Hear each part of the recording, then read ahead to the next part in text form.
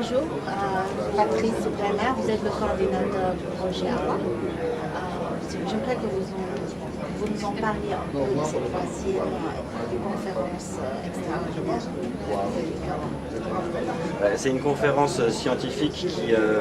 conférence scientifique qui vise à réunir les meilleurs chercheurs de la sous-région sur les secteurs halieutiques et l'environnement marin.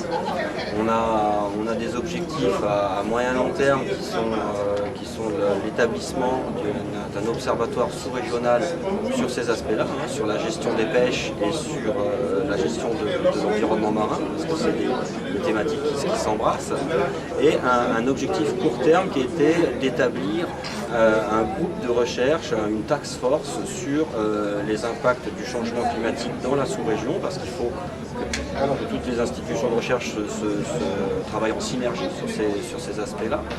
Et sans négliger d'autres points comme la surpêche et la pollution marine par exemple.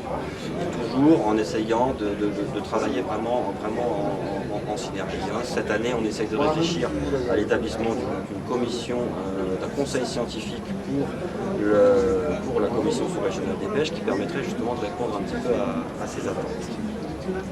Alors, depuis cette coordination, quelles sont les évolutions que vous avez constatées?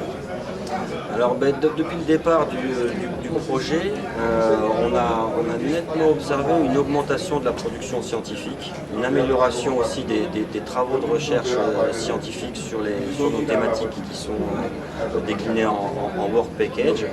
Et cette production scientifique, au-delà de l'aspect fondamental, elle est nécessaire pour avoir des cadres de recherche de haut niveau qui soient à même de pouvoir répondre aux questions des gestionnaires et des décideurs de tous les pays, de tous les États membres de la Commission sous-régionale des pêches, afin que leur expertise soit basée sur des documents qui ont été reviewés par les pairs et admis par la communauté scientifique internationale. Et la prochaine étape, ce sera quoi? Donc la prochaine étape, à court terme, ça serait de travailler sur les services climatiques. Parce qu'il y avait un projet européen qui s'appelait Préface, justement, qui visait à obtenir des projections climatiques pour la sous-région. Dans le cadre, vous avez entendu parler de la COP 21, vous avez entendu parler de la COP 22, la première COP en terre africaine.